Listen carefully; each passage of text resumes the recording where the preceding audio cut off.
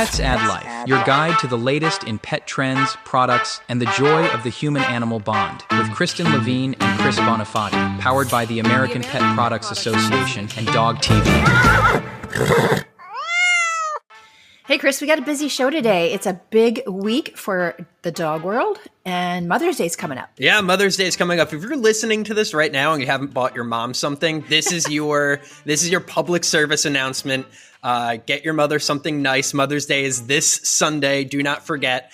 So we have a nice little Mother's Day themed episode. We're going to be hearing from some folks at the Westminster Dog Show, which is happening next week. We got a really exciting show coming up, Kristen. Yeah, I think actually tickets to the Westminster Kennel Club Dog Show would be a great Mother's Day gift. Don't you? Yeah, absolutely. I believe it's being held in Queens, New York this year. So if you're in the New York area, check out ticket prices. Maybe you could go with mom and see the dogs. But thanks for joining us. It's the Pets Add Life, the Pal podcast. We're your two pals, Chris and Kristen. We're going to bring you two excellent stories, host two excellent guests, recommend two great products, and then we're going to answer two questions from the audience today. Kristen and Chris present Story Time. Okay, it's story time, Chris. And Yay! You know, my story is actually about May being National Pet Month. And last week, you might recall, I mentioned that there's a lot of pet brands and retailers that are jumping on the bandwagon for National Pet Month to save pet parents money. So I mentioned last week that Amazon Pet Days are actually today. If you're listening, the day the show drops, it's May 7th. So the pet days on Amazon are the 7th and 8th. But if you missed those, don't worry, because I just read that Instacart is celebrating National Pet Month all month long. And they've got lots of brands on the platform that are offering really great deals. I checked out a couple and noticed they had some buy one, get one deals. They have deals where if you put something in your cart, they tell you how much more you have to spend to get either free delivery or I think it was extra bucks to spend. So yeah, so this is a good month to save money on pet toys, pet food, litter, whatever you need. A great chance to stock up. Yeah, exactly. Get those bulk deals. Yeah, those bulk deals of cat food is what I'm cat food and cat litter. Especially with Instacart, have somebody else lift that heavy litter for you instead of right, like best of both worlds. That's great for all our pet parents. My story is for potential pet parents, for folks who don't have a pet but are considering getting one. One of the biggest barriers to entry with pet adoption is the upfront cost in, fees that you owe to the adoption center and local license taxes and all sorts of other fees that sort of just get bundled together. It ends up being hundreds, if thousands of dollars at points. So I read about a new pet foundation I wasn't aware of. This is the Bissell Pet Foundation. And in celebration of National Pet Month, they host a program called Empty the Shelters, which is a program that you, as a potential pet parent, don't have to opt into at all. It's something that the adoption agencies opt into. And basically, the Bissell Foundation caps the adoption fees at $50 for a family. So if you're considering adopting a dog or cat, and you've been mulling it over and you think, oh, this would be great. I just don't want to spend that upfront money. This might be your time to shine here. So they have a great website with a shelter finder where you can find the participating shelters. Looking at the heat map here, it looks like there's plenty across the United States and even some in Canada. So you're going to go to Bissell, Bissell, petfoundation.org. And you're going to see a little button right on their homepage that says Empty the Shelters, and just find a shelter near you. They have an FAQs page, but this is a great program. They started this back in 2016. They've helped nearly 190,000 pets find a home through this program. So it's no small beans type program. This is a national program, and it could be your opportunity to get that pet that you've been wanting. Yeah, I'm glad that you shared that, Chris. I actually got to meet Kathy Bissell. Probably about 10 years ago. Great. I actually used to do some work with them. I used to write for their blog, and I met her in person, and she is the most genuine person and most genuine pet lover ever. So this is a family-owned business, and they really put their money where their mouth is when it comes to their pet programs. And obviously, this Empty the Shelters has been going on for a while. So it's a great company to support, and they have great pet cleaning products too if you need those. And why not adopt a pet during May and save with the Bissell program, and then jump on Instacart, load up on 6 to 12 months worth of supplies, and you'll be way ahead of the game, savings-wise. I mean, you heard it here first, people. This is advice you could only get on the PAL podcast. It doesn't get much better than that. So we'll have the links, as always, in the show notes. So if you're interested, check out the show notes, and be sure to check out your local shelter this May. It is kitten season too. Oh, that's Kittens right. are typically born in spring. So if you're thinking, oh, I don't want adult cat, I want to experience those kitten years, because who wouldn't want that? I think the stars are aligning for some of you out there. So be sure to check it out. So Chris, you're going to get to meet our next guest in person at the Westminster I am. Kennel It's so Club. exciting. Yeah. Can't wait to attend. I'm jealous. I know.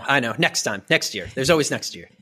So we're going to be speaking with Mr. Don Sturz of the Westminster Kennel Club. He is going to be talking all about the Westminster Dog Show that's going to be held starting May 11th. I believe it's their 148th annual show. Yeah. And we're going to learn all about it.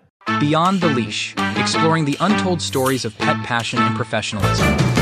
Okay, Chris, I'm so excited about our guest today. He is Don Sturz, president of the Westminster Kennel Club. Let's introduce him now. Hey, Don. How's it going? Good morning. Good morning. Thanks so much for having me. Absolutely. It's an absolute pleasure to have you on. The Westminster Kennel Club Dog Show starts in just a few days. This show drops on May 7th, so we're getting real close. Perfect. Yeah, we start on May 11th with our Canine Celebration Day. We're out at the Billie Jean King U.S. Tennis Center in Flushing for our second year. And so the Canine Celebration Day on Saturday is really cool. It's a great family day, and it's the day before Mother's Day, so it's kind of a nice link. We have our Master's Agility trial, Master's Obedience trial. We've got dock diving. We've got a breed showcase with over 50 breeds of dogs. We've got a demo ring with herding demonstrations, scent work, Dog Show 101, all of that. We've got a great merch store will be open, and lots of good things to eat out on the courtyard area. So a good fun day. So fingers crossed on the weather. And then on Monday, May 13th, Tuesday, May 14th is the 148th annual Westminster Dog Show. And that's, it's a big deal. We're closing in our 150th anniversary. So we're getting more and more pumped. We'll come back and talk about that one another time, but it's going to be wonderful. It's going to be exciting. We've got a lot of the top dogs in the country actually coming to compete. Almost every group has every one of the top 10 dogs ranked are entered in the show, which is phenomenal. And we've got dogs coming from all over the world. I was just looking at the list yesterday, and it's pretty awesome when you think that Westminster, although it's clearly a New York City institution for dog lovers, it's actually become this international media event. And I've got friends texting me from Japan and Korea saying, like, we're coming next week, and I'm like, oh wow, like as if they're coming from Stamford, Connecticut, From Japan, no big. Well, Don, for me, as somebody who's not heavily involved in the show dog world, I've always kind of seen and viewed Westminster as like the Super Bowl of show dogs. Would you say that's a pretty fair comparison? Absolutely. I've always said, Super Bowl, Olympics, Oscars, Tonys, it's that. For the dog show world, for sure. Well, no question. Nobody would argue that. And that's great. And you were mentioning on Saturday that there's all these other events beyond just the show dogs. So how did you guys kind of fall into that? Was it about making the event more of a family event where you could really bring the entire family and make a full day or weekend out of it? Yeah, I think a couple of things came together. One was the venue itself kind of lent itself to doing something like this. The tennis center is, when we first announced we're going there, people were like, the tennis center, like they're going to be on the tennis courts. Like people just couldn't process this. But we transformed the venue completely. I mean, we actually startup will be Sunday of this weekend is when we move in and start, building. And, we bring engineers in to create flooring over all of the courts, and then it's turfed and tents are put up over all the courts. And yeah, it's a big production. So, it's a whole week before we even get to, the first event. And the Family Fun Day, this canine celebration, is something that, as you mentioned, was a way for us to try to connect people to this notion that Westminster's for everyone. I think there's a difference between the word elitist, which I think sometimes Westminster in the past may have been viewed as, and I like to frame it as it's an elite event. And everyone can access an elite event. And much like everyone goes to the US Open, everyone can go to Westminster and enjoy the excitement, enjoy the dogs. So that's kind of where it came from, was trying to bring people in and get them to know us better and see us in a different way. And then hopefully have them connect and say, yeah, we want to come back Monday and Tuesday to see the rest of this, So that's, it was kind of along those lines. The notion that dogs can do so many different things, that was also a part of it, was, this celebrating what dogs bring to our lives as companions, as partners in jobs that they do for us. And at the end of the day, that's really what's most important to Westminster, is that celebration of dogs as companions in our lives. The love they bring to us every day, right? They ask very little and they give so much. And so that's really where we came from. Our whole podcast team, well, most of our podcast team is actually going to be there, with the exception of myself. So I'm a little bit jealous. But I know. Next year I'll be there for 149 and 150. No, but which parts of all the events will be televised for folks who maybe can't travel to the actual show? Sure. There's lots of ways to access it from home. So yeah, sure. It's got a bit of a list, so hang in there with me. So on Saturday, the Masters Agility Championship is actually streamed, and you can access that through westminsterkennelclub.org. Then on Sunday, the agility finals, which is so exciting to watch. These dogs are flying through the course, so fast and going over all these obstacles.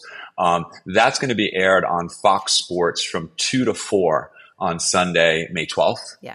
And that's our down day. We have no events happening that day.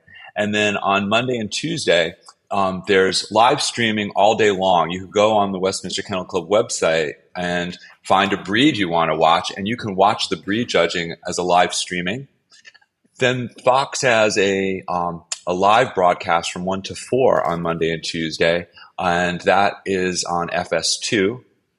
And then in the evenings, you would tune into FS1 to see the live broadcast of the group's and best in show. Wow, that's pretty comprehensive coverage. Night. Yeah. That's fantastic. Yeah. And I didn't realize you could, so you're saying you could actually tune in to your favorite breed to watch the judging? Wow, that's awesome.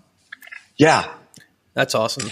Yeah, there are cameras set up in every ring, and you can literally just sit there and watch. If you say, you know what, I love golden retrievers, but I can't get there, just go on, check the judging program, what time they're on, and then go in and watch them live stream. Well, we'll make sure we put the links to the live stream in the show notes. Okay, great. That'd be wonderful. So, thank you. Yeah. Yeah, I'm a big fan of the toy category because I just love seeing those little guys strut their stuff. So I'm going to be heading over to the website, get that all set up. I'm clearing my weekend plans. Sorry, Mom, but I've got dogs. Chris, you're going to be in trouble. Wait, Chris, all right, hold on one second, and I have a nice surprise for you. Oh man, Don. For those listening, Don has left his seat, and he has. Oh my goodness, he has gotten a little fella. Right?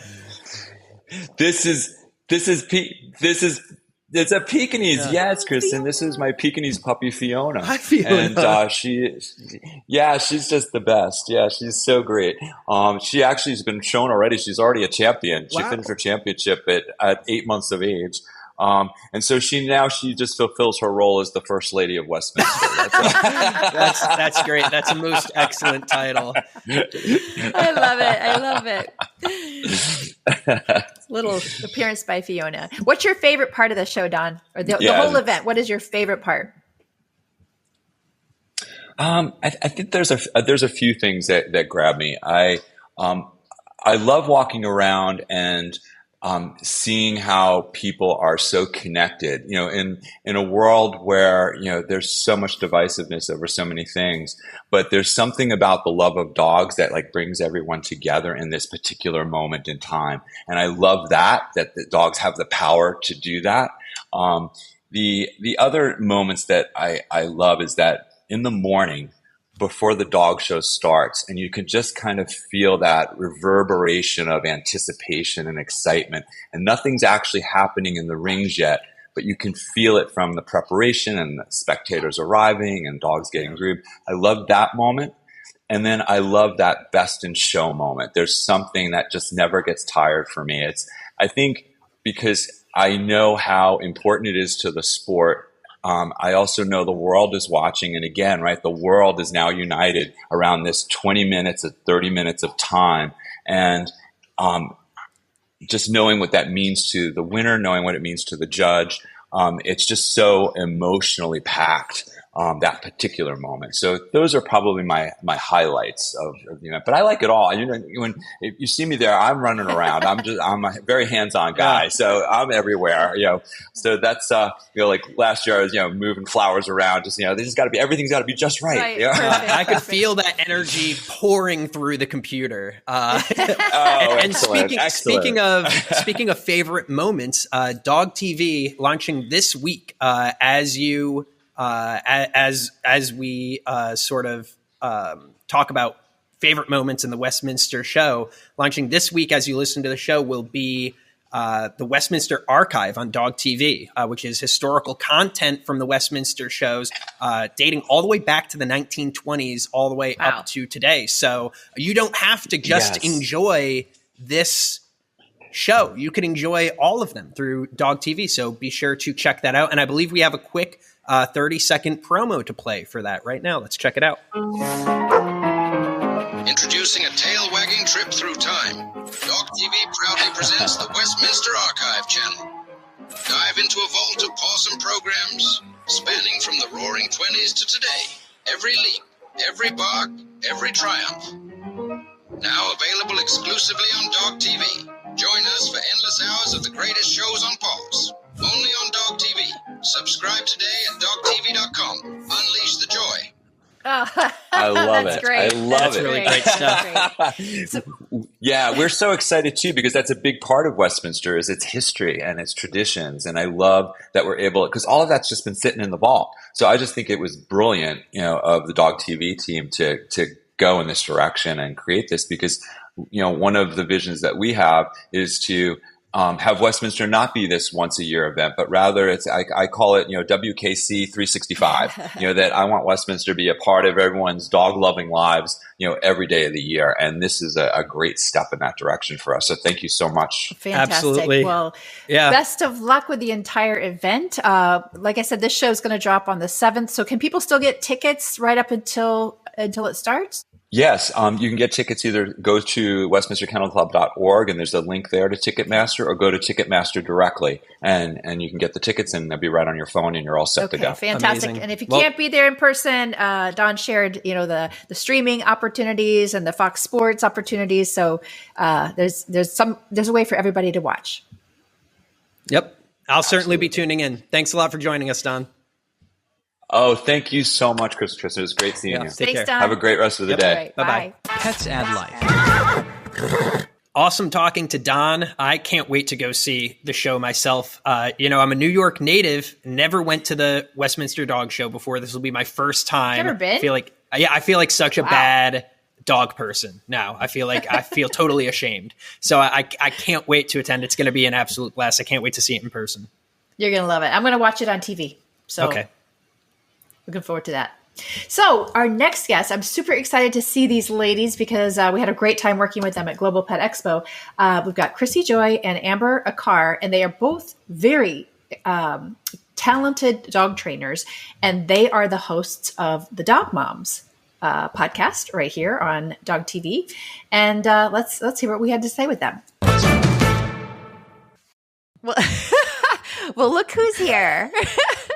Chris, it's the dog moms. It's the dog moms. Woo! Welcome to Chrissy and Amber, who I'm sure listeners are well acquainted with. They are the hosts of the Dog Moms podcast, a fellow DOGTV product. So welcome, Chrissy and Amber, to the guest side of things. How's that feel? Hi. Good. It's so weird to like be the one answering questions and all of that, but I'm excited to be here. It's great.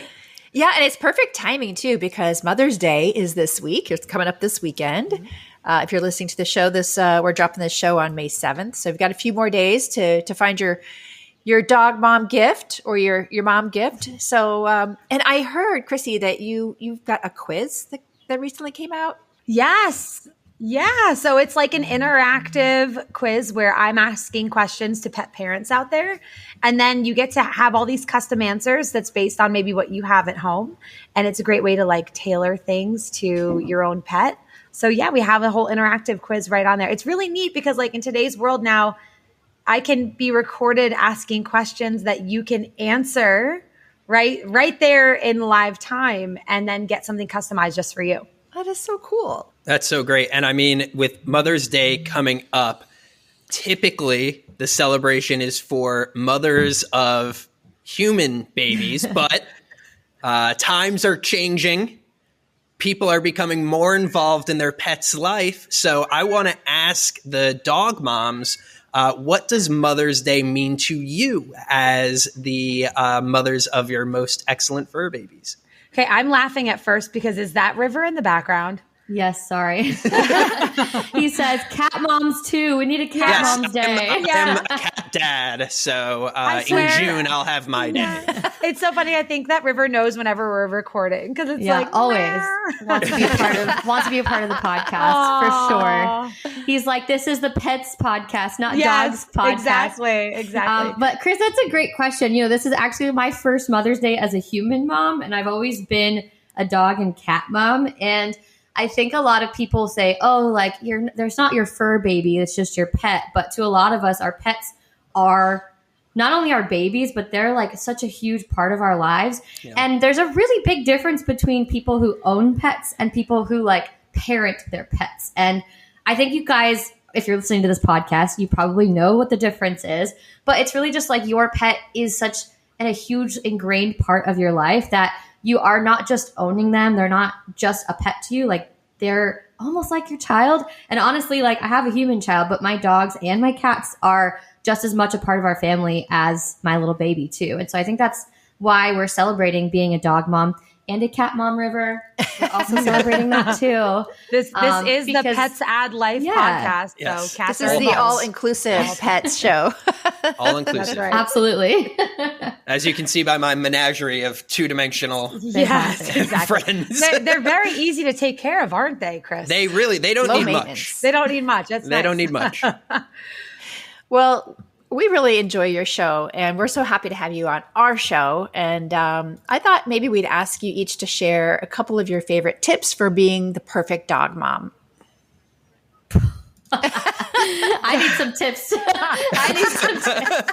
Well, I guess the first tip then is that it's an ever evolving process. You're never going to be the perfect parent. I think that's the first thing is the first thing you should know is stop trying to achieve perfect and start trying to achieve what works for you and your family and what keeps your priorities straight. And I think that a lot of pet parents, whether they're trainers or whether they're, more hands off in training, but more pet parent based, they constantly deal. And I think human parents as well can agree with it's almost on a daily that you feel maybe I'm not doing enough.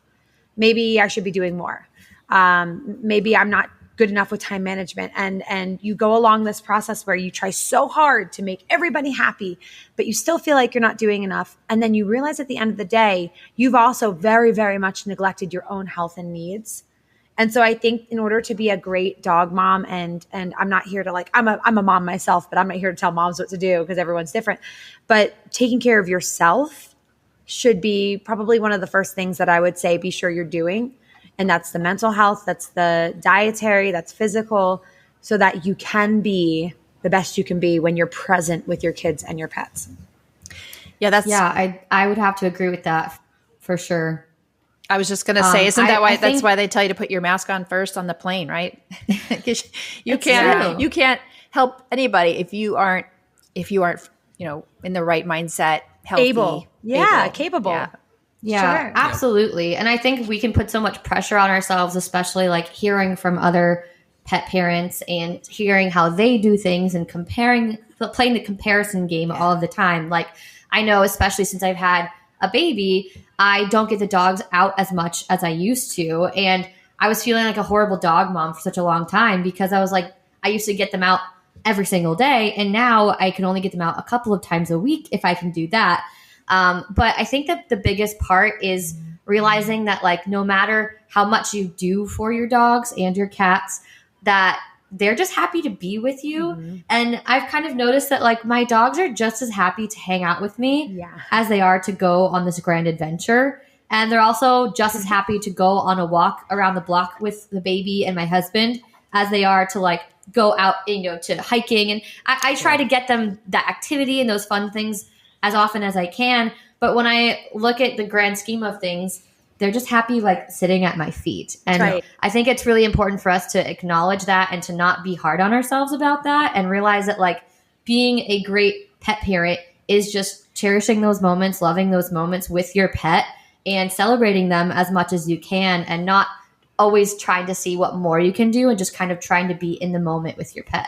That's right. Yeah. That's right. And I think there are some really useful ways and so many things on social now where if you are able to be fully present and you're enjoying that, but you do crave to do a little bit more with your dog nowadays, since COVID especially, the world has just boomed in things you can do. So there's so many mental enrichment and physical enrichment activities that you can go out and join a club or try a new event. Like one thing I love about Amber is that she will take those opportunities and be like, I just tried barn hunt today, or I just went off and did fast cat, or like I just showed up and did like up dog, which is a Frisbee event.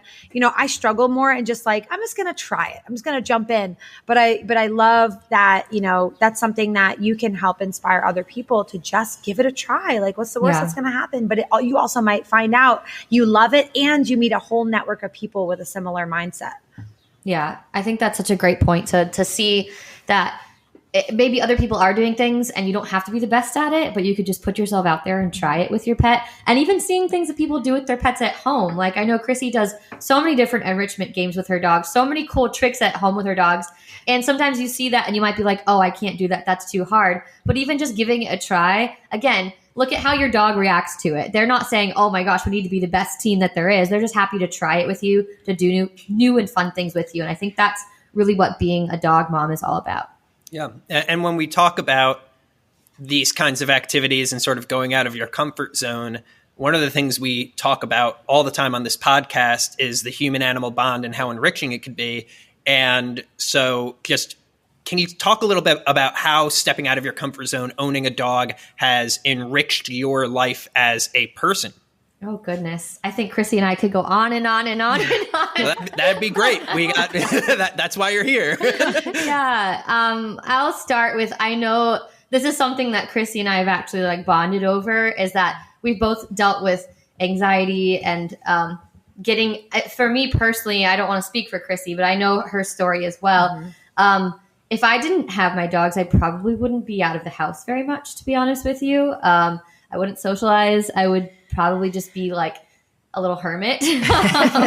And because of my dogs, they've pushed me out of my comfort zone. Like you just said, like, and Chrissy mentioned too, like I would never go to an event full of people I don't know to go try something I've never done before. I would absolutely never put myself in that situation. But because I have my dogs and because my dogs love it so much, they kind of push me to get out and do things regularly. And there's been so many times I've seen these memes before where people are like, the dog asks to go for a walk. And you're like, no, I don't want to go for a walk. I don't want to go for a walk. I'm in a bad mood. I don't want to go outside. I just want to sit on the couch, do nothing. And then the dog's like, no, let's go outside. Let's go on a walk. And then when you go outside and you go on that walk, you're like, oh, thank you so much for getting me out. Because now that I'm out here, I'm so glad that I did it. And I think that every dog owner can relate to that there's been times where you just aren't feeling it. And because our dogs are there, happy to just do whatever with you, but kind of pushing you to get out of your comfort zone, they kind of open this whole new world for us that really brings a lot of joy and a lot of discovery of things you might have never tried before. And you end up learning to love, which is really cool. Yeah, that really hits the nail on the head. I had agoraphobia when I was young, which, it technically is the fear of not being able to escape certain places. Like, so if you're in an airplane or if you're in like a mall, right, you want the exit, right away. You're like panicking about not having that capability to get out. And so that got so bad as a child, I actually ended up where I just didn't leave the house. And that's really hard for a child who is in 4th, 5th grade, where that's supposed to be your most social, getting involved in sports and doing all this stuff. And I wasn't really able or wanted to do any of those things. But I did have a dog at home, and training my overweight beagle looking back, I fed her way too many treats as a child. But she was great. And I just worked with her and trained her and loved her. And that really grew to like getting me out of the house and doing like agility in my front yard. And that sounds so mediocre, but you can't understand what a big deal that was for me as a child.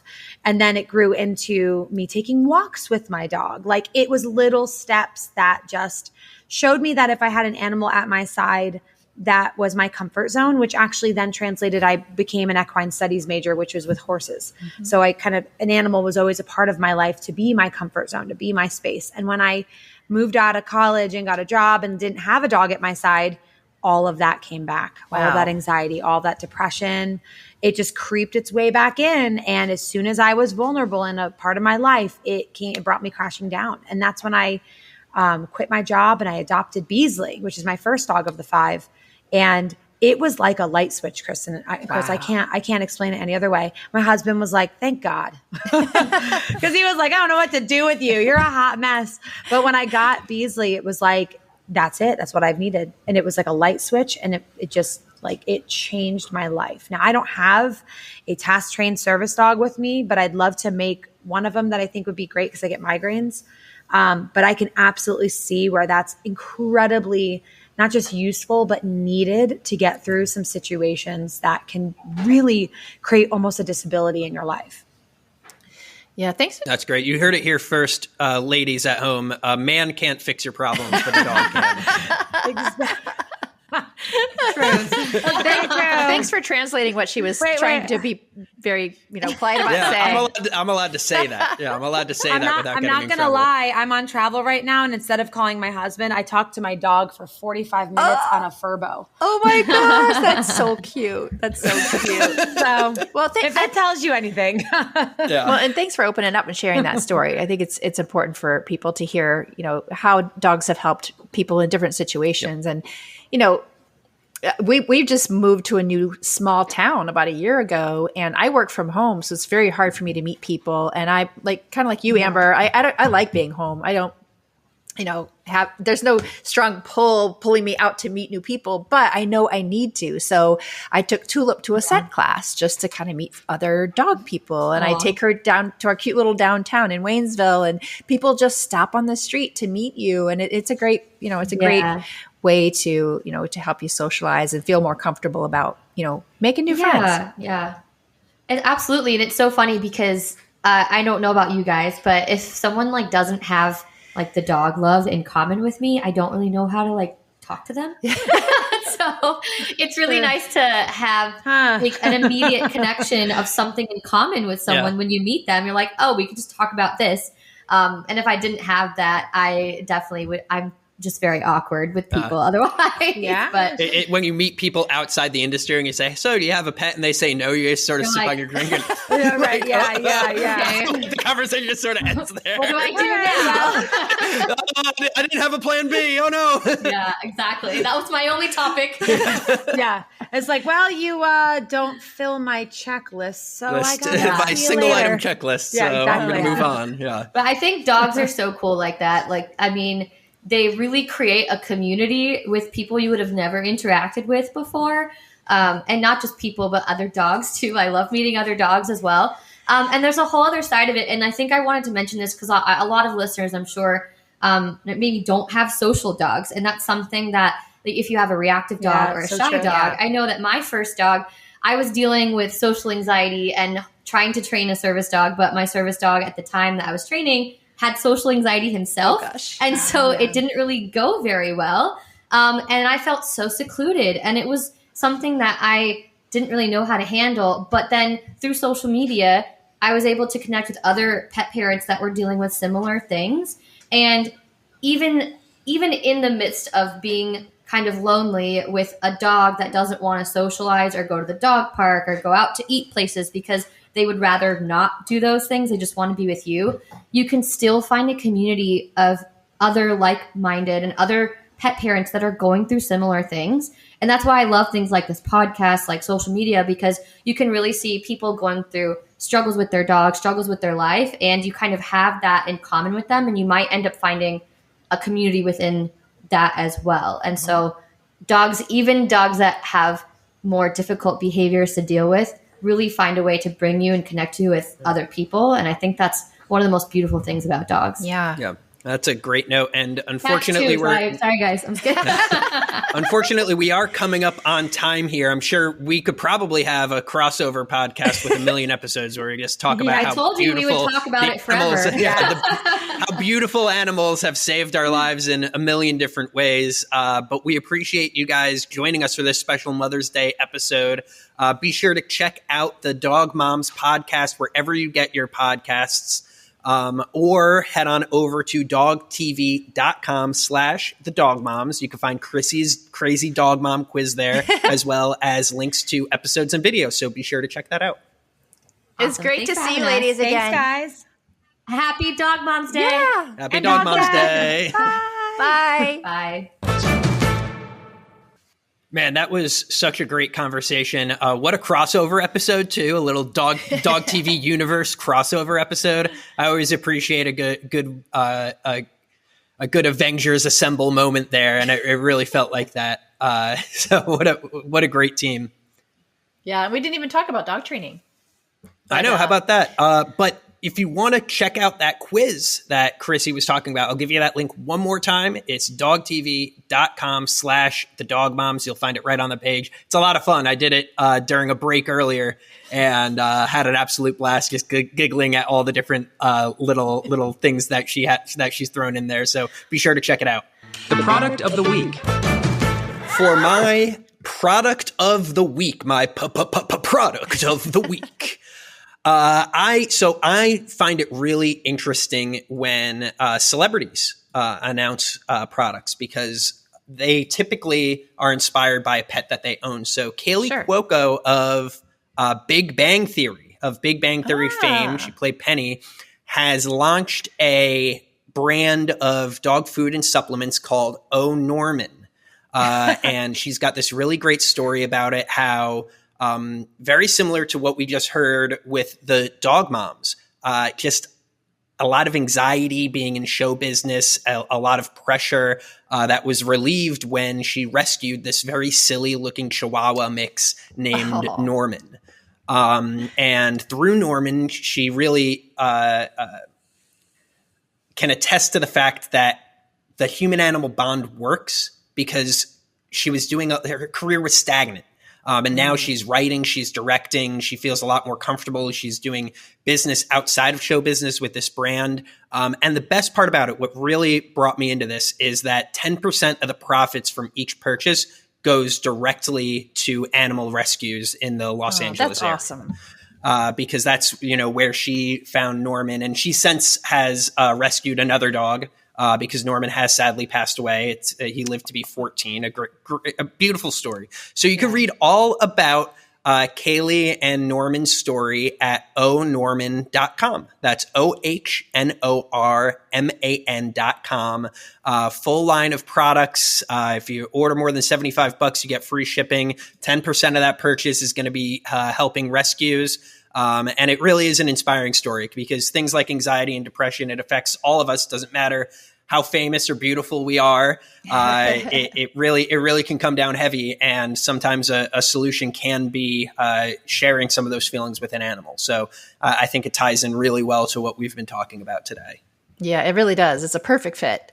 So my product that I wanted to share today is something that I used last week when Tulip and I flew to Tampa to do a TV segment about ear and eye care for dogs. And that is the Sleepy Pod Air. Now this is it's an airline carrier for a dog or a cat. I think it holds up to a pet that's 18 pounds. And Sleepy Pod is like one of my favorite brands because their designs are just so beautiful and the quality is incredible. Now it's not an inexpensive carrier. It's like, I think it was like $169. Free shipping on Amazon. But what's cool about it is it's got the largest amount of space for in-cabin air travel. They say it has first class legroom.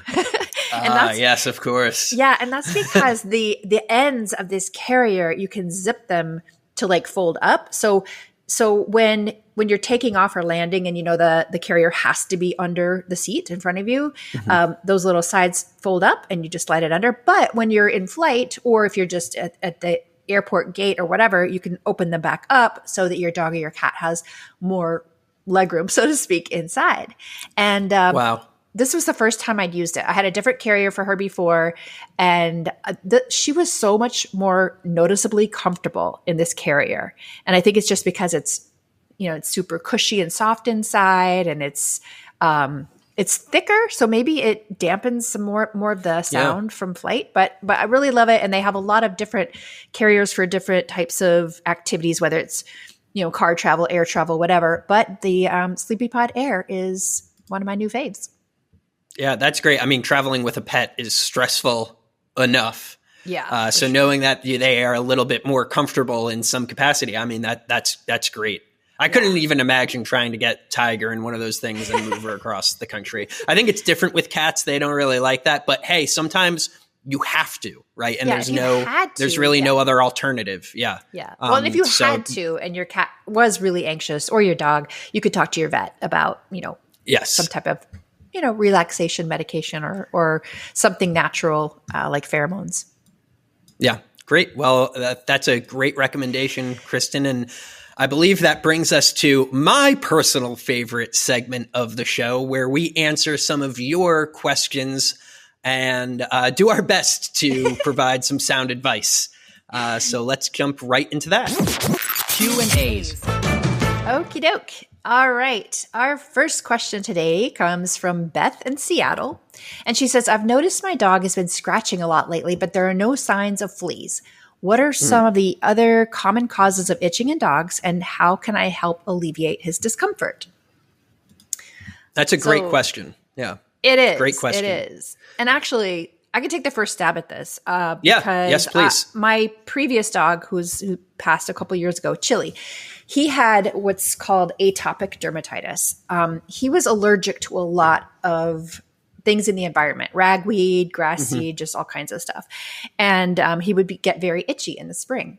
And there were, at first, your first thought always goes to fleas, but he was on a topical flea medication, so I didn't think that was it. But it just turned out that he was allergic to some things in the environment. So you may, Beth, need to take your dog to a vet to see if perhaps he has a skin allergy that's causing these itches.